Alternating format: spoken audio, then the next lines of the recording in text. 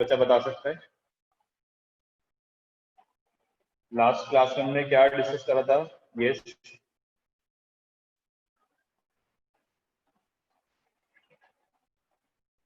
Graph discuss कर रहे थे, area of velocity time graph discuss करा था। ठीक है, ठीक है, ओके।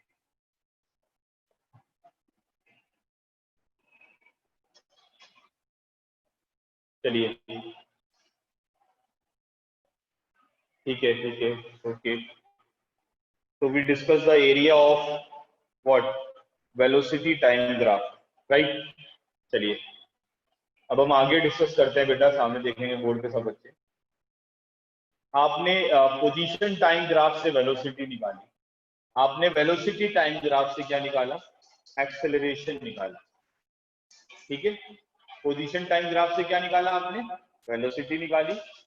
पोजीशन टाइम ग्राफ से वेलोसिटी कैसे आएगी बताइए? पोजीशन टाइम ग्राफ से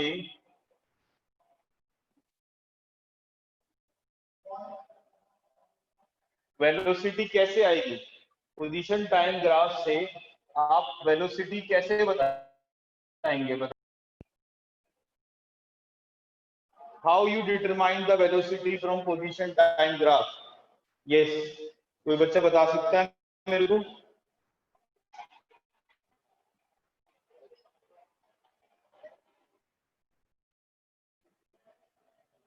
मैसेज करके बताइए, पोजीशन टाइम ग्राफ से वेलोसिटी कैसे फाइंड आउट करेंगे बेटा?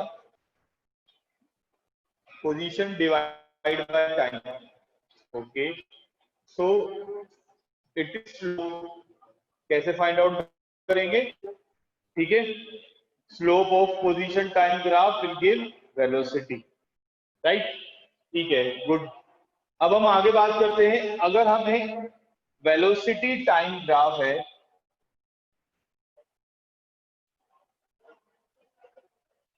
और वेलोसिटी टाइम ग्राफ से हमें एक्सेलरेशन निकालना है।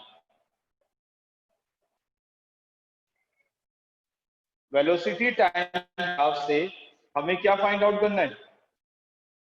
एक्सेलरेशन फाइंड आउट करना है। तो कैसे फाइंड आउट करेंगे एक्सेलरेशन बताइए? वेलोसिटी टाइम ग्राफ से एक्सेलरेशन कैसे आएगा?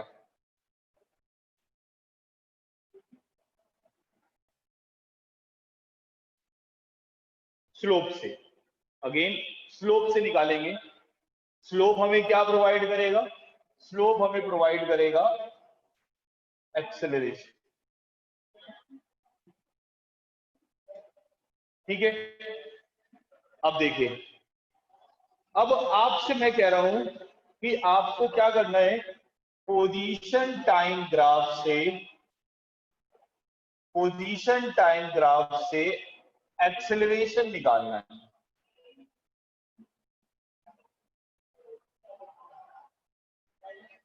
ठीक है, पोजीशन टाइम ग्राफ से एक्सेलरेशन बताना है कि पोजीशन टाइम ग्राफ से एक्सेलरेशन क्या आएगा, ये आपको बता।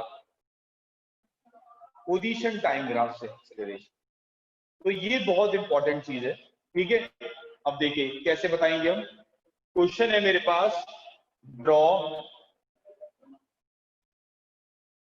Position time graph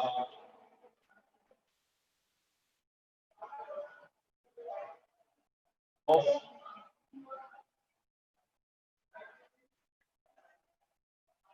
uniform acceleration.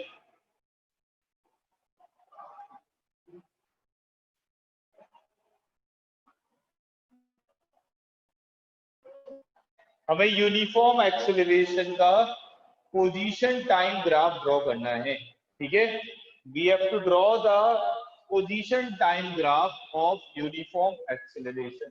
तो कैसे ड्रॉ करेंगे देखिए, इस एक्सिस पे हम पोजीशन मार्क करेंगे, इस एक्सिस पे हम टाइम मार्क करेंगे, यहाँ पर टाइम और यहाँ पे पोजीशन। ठीक है, इस तरह से मार्क करा और आपने ग्राफ ऐसे बना दिया, ये ग्राफ बनेगा।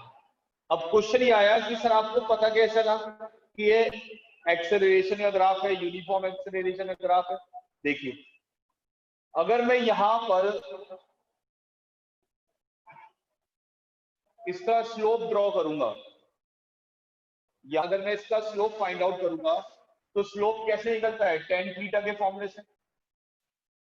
यानी कि u की वैल्यू क्या होगी, u की वैल्यू नेगेटिव होगी। ठीक है, फिर हम इसके बाद अगर यहां पे स्लोप निकालेंगे तो स्लोप क्या आएगा, पॉजिटिव। यानी कि v की वैल्यू क्या हो गई, पॉजिटिव। तो जब आप एक्सेलरेशन निकालोगे तो एक्सेलरेशन क्या होता है, change in velocity. Acceleration is what, change in velocity upon time. Acceleration क्या होगा, change in velocity upon time होगा। अब जब आप change in velocity upon time निकालोगे तो वो क्या आएगा, वो पॉजिटिव आएगा। दैट मींस ये पॉजिटिव एक्सेलरेशन का ग्राफ है, पॉजिटिव एक्सेलरेशन का ग्राफ है ये।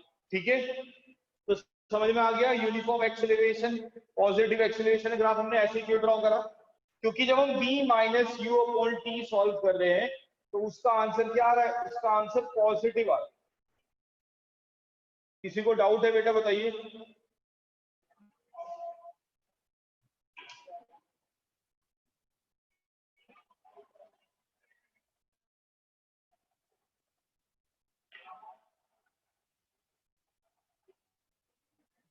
सब बच्चे नोट करें।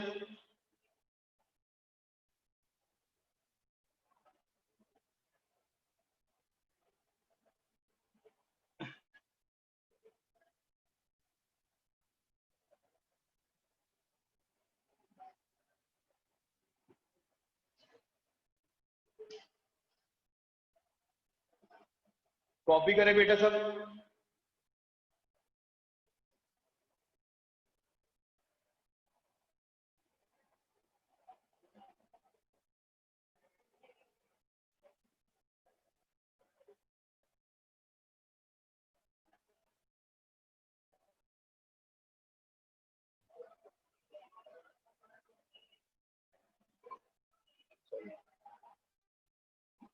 डन।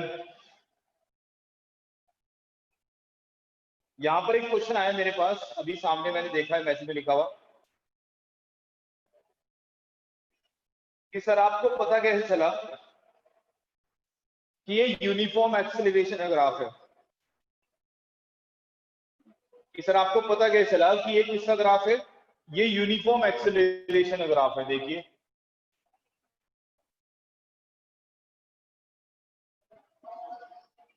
मैं आपको बताता हूं कि ये यूनिफॉर्म एक्सेलरेशन ग्राफ कैसे आया। देखिए क्या पढ़ा है हमने, पढ़ा है एक्सेलरेशन होता है change in velocity upon time. Acceleration क्या होता है, change in velocity upon time.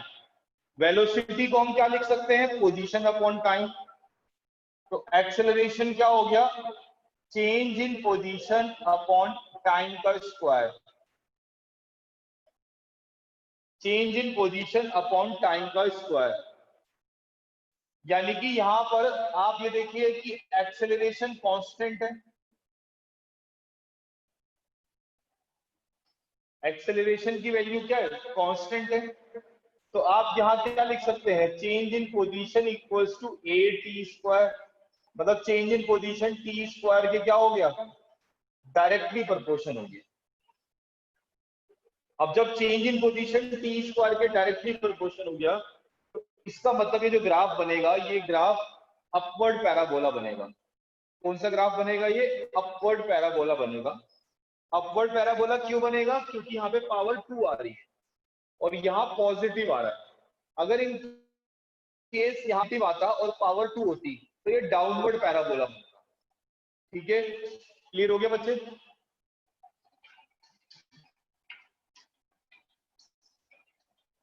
Yes,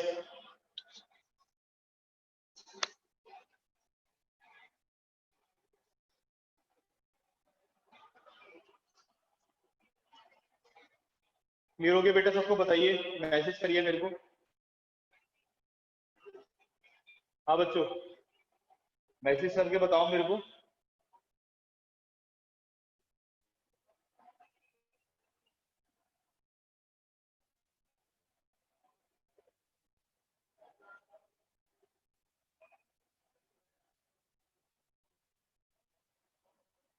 आप बेटा मैसेज करो, जिसने प्रॉब्लम पूछी थी बच्चे मैसेज करो। आपने प्रॉब्लम पूछी थी मेरे से।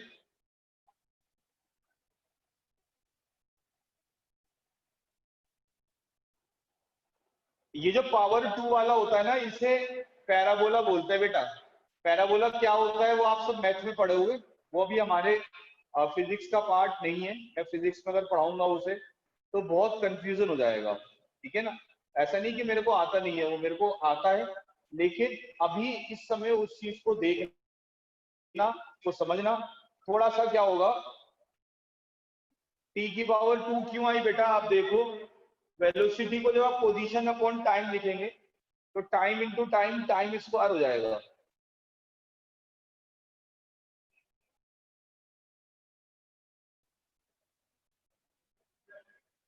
ठीक है, आगे बढ़े।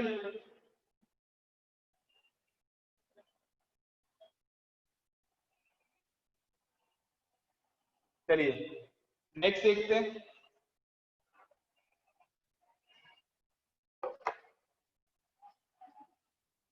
आगे डिस्कस करते हैं बेटा।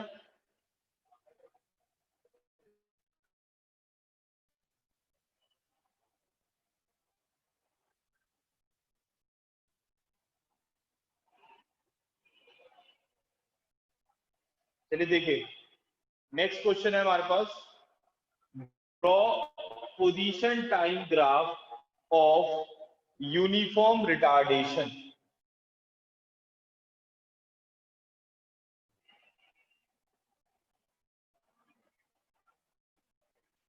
हमें किसका ग्राफ ड्रॉ करना है, हमें यूनिफॉर्म रिटार्डेशन का ग्राफ ड्रॉ करना है, ठीक है।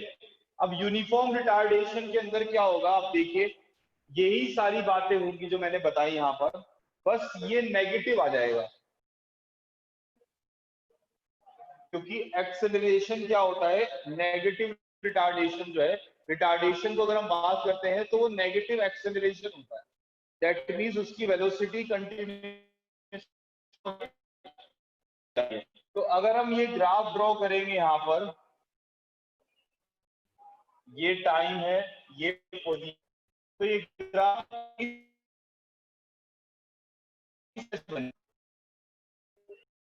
हमारे पास यूनिफॉर्म रिटार्डेशन का ग्राफ होगा। इट इज डाउनवर्ड पैराबोला, ठीक है। डन, बताइए।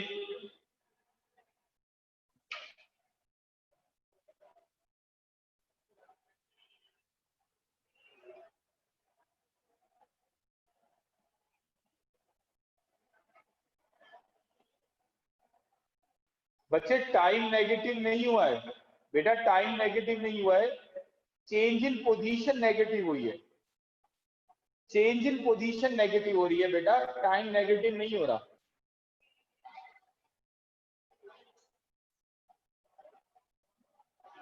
ठीक है बेटा, समझ में आ गई बात।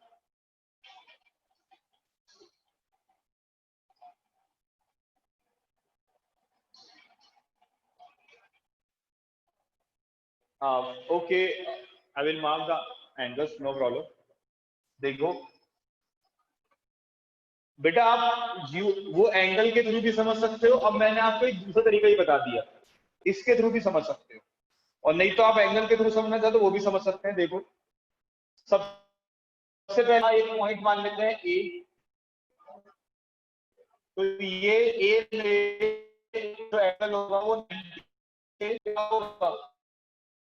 90 से छोटा होगा, यानी कि यू क्या आएगा, यू पॉजिटिव आएगा। और जब हम बी निकालेंगे तो बी में एंगल क्या होगा, 90 से बड़ा होगा, यानी कि बी क्या आएगा, 90 नेगेटिव आएगा। तो आप जब एक्सेलरेशन निकालेंगे b minus you upon T, तो बेटा ये नेगेटिव में आंसर आएगा नहीं आएगा। और अगर नेगेटिव में आंसर आ रहा है तो इसका मतलब क्या है, इसका मतलब है कि वो रिटार्डेशन कर रहा है। क्या कर रहा है बच्चे, रिटार्डेशन। ठीक है, आगे बेटा समझ में।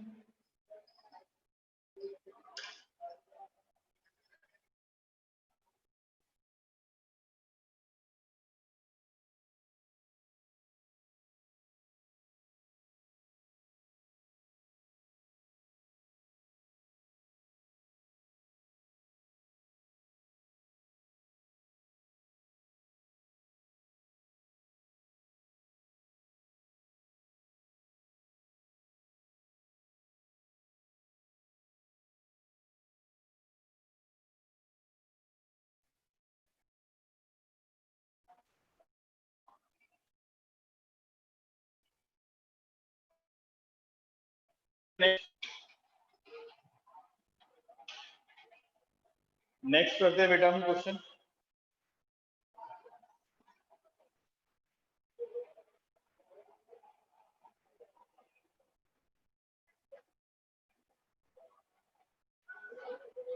Next is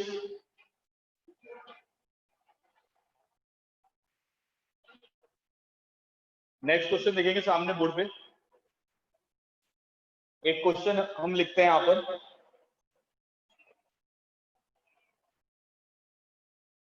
a body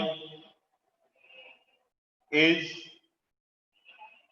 thrown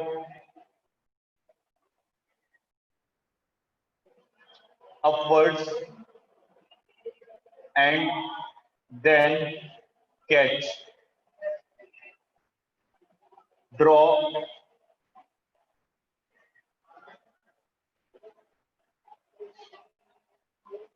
speed time graph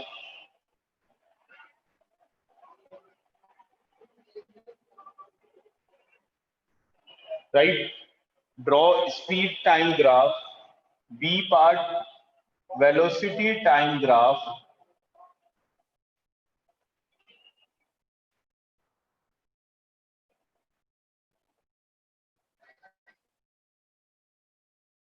And third acceleration time graph.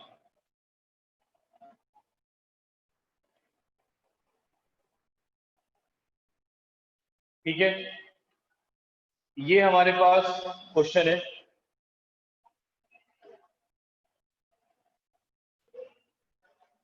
Question में लिखा हुआ है बेटा,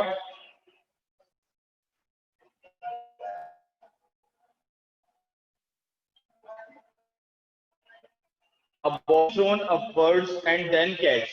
एक बॉडी है, इसको हमने ऊपर फेंका और फिर बाद में उसे पकड़ लिया, कैच कर लिया।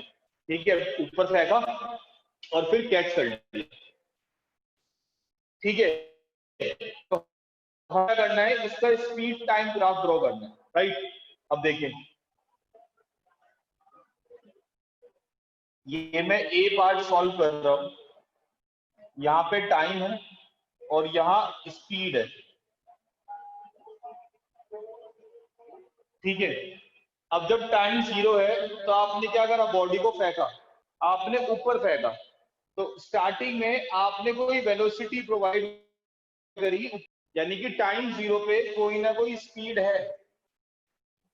टाइम 0 पे आपने उसे किसी ना किसी स्पीड से फेंका था ऊपर, फिर टाइम बढ़ता गया, वो बॉडी ऊपर जाती गई, स्पीड कम होती गई। टाइम बढ़ता रहेगा, स्पीड क्या होती रहेगी, कम होती रहेगी, और यूनिफॉर्म रिटार्डेशन से कम होगी। किससे कम होगी, यूनिफॉर्म रिटार्डेशन से। सर रिटार्डेशन क्यों, क्योंकि जब हम बॉडी को ऊपर फेंक रहे होते हैं तो एक्टिव होता है,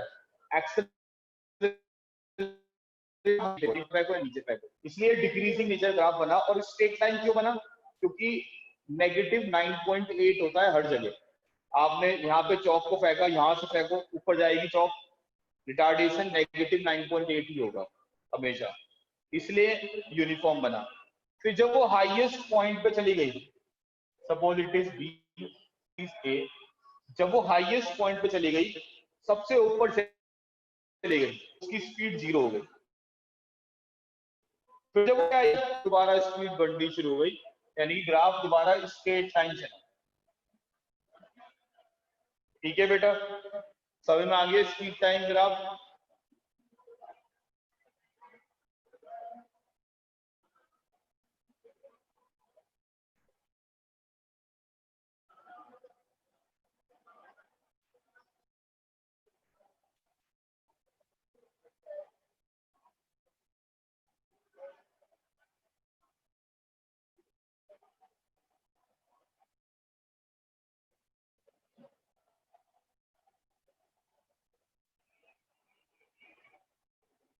बेटा मेरे को मैसेज समझ में नहीं आया, आपने क्या बोला बच्चे, दोबारा कैसे भेज दो, मुझे समझ में नहीं आया।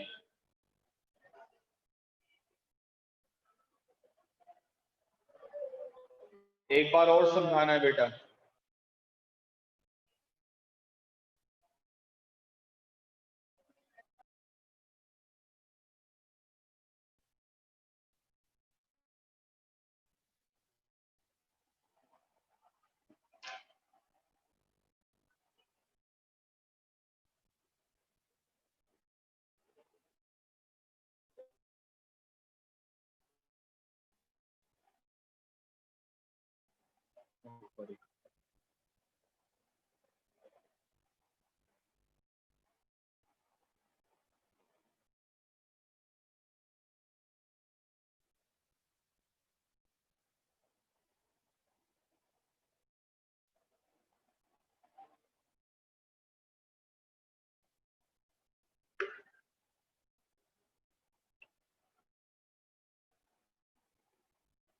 बेटा क्लास के बाद व्हाट्सएप पे कांटेक्ट करना, अभी मैं आपका जवाब नहीं दे पा रहा हूँ, ठीक है ना। अभी दूंगा तो और कंफ्यूजन होना स्टार्ट हो जाएगा, क्योंकि एक्चुअली में क्वेश्चन भी मुझे सही समझ में नहीं आ रहा कि what you are asking for, ठीक है। हाँ बच्चे, केमिस्ट्री क्लास है सेम टाइम।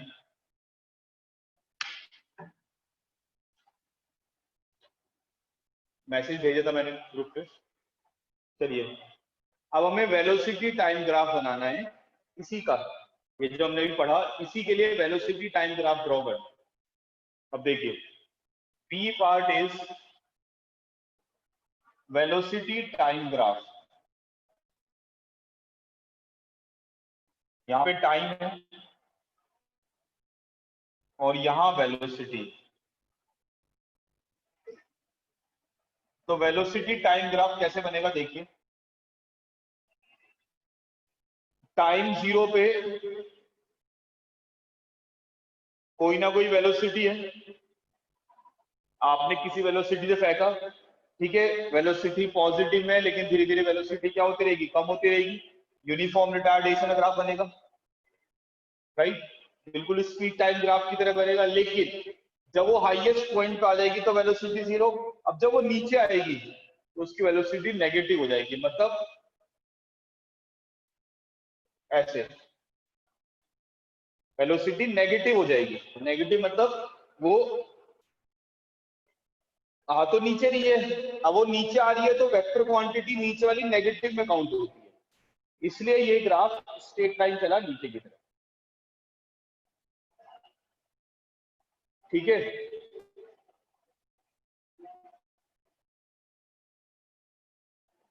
डन।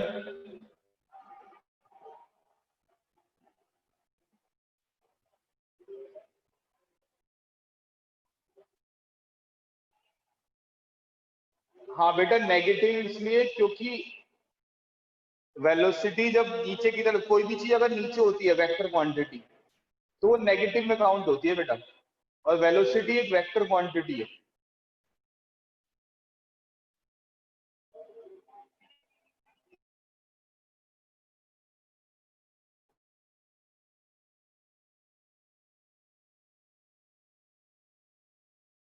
सी पार्ट है, C part is acceleration time graph. C part is acceleration time graph, और इस एक्सिस पे एक्सेलरेशन है।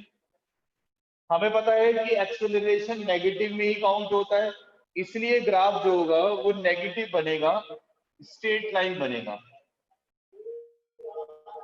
नेगेटिव और स्ट्रेट लाइन क्यों बना, क्योंकि एक्सेलरेशन हमेशा नेगेटिव होता है, और स्ट्रेट लाइन इसलिए बना क्योंकि एक्सेलरेशन कांस्टेंट रहता है हमेशा। आप चाहे बॉडी के ऊपर फेंको चाहे नीचे फेंको, एक्सेलरेशन की वैल्यू हमेशा 9.8 नेगेटिव रहती है, इसलिए वो नीचे की तरफ बनी और स्ट्रेट लाइन बनी, ठीक है। आप सबको समझ में आ गया।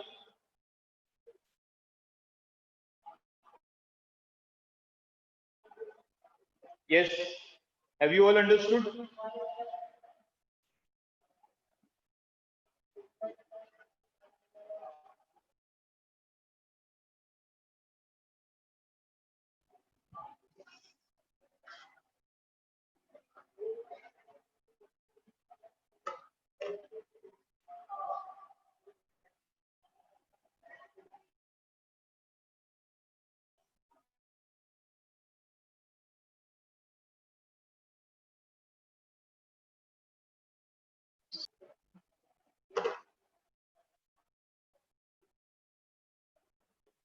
ए पार्ट दोबारा समझाना है, चलिए ए पार्ट दोबारा समझाते हैं, पहले आप ये कॉपी कर लो।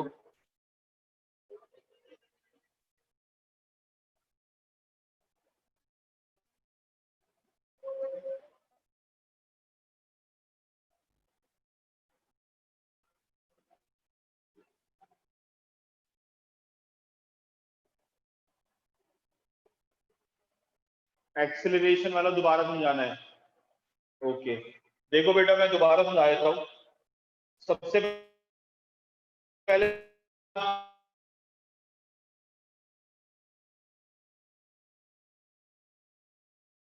कोई टाइम जब हमने कोई स्पीड प्रोवाइड करी होगी ऊपर की तरफ, ट्रेन बढ़ता गया, स्पीड कम होती गई कम होती गई कम होती गई, फिर वो नीचे लगा, तो दैट मीन्स उसकी स्पीड दोबारा से क्या हो गई, इंक्रीज होना स्टार्ट हो गई। तो वो जब यहाँ तो वो हाईएस्ट पॉइंट पे पहुंच गया था, लेकिन फिर दोबारा स्पीड होने इंक्रीज होना स्टार्ट हो गई डाउनवर्ड। और एक्सेलरेशन टाइम ग्राफ ऐसे क्यों बना, क्योंकि एक्सेलरेशन टाइम ग्राफ जो है, एक्सेलरेशन हमेशा कांस्टेंट है, तो -9.8 खिलाएगा। ठीक है, कांस्टेंट क्यों है सर? बेटा हर जगह जी की वैल्यू 9.8 ही तो होती है। आप चाहे अपनी बिल्डिंग में फर्स्ट फ्लोर पे चले जाओ, चाहे थर्ड फ्लोर पे चले जाओ, कितना भी ऊपर चले जाओ, कितना भी नीचे चले जाओ, एक्सेलरेशन की वैल्यू नेगेटिव में तो काउंट होती है बेटा, और 9.8 ही होती है। अब हर जगह 9.8 है तो कांस्टेंट ही तो कहलाएगी बच्चे, बताओ।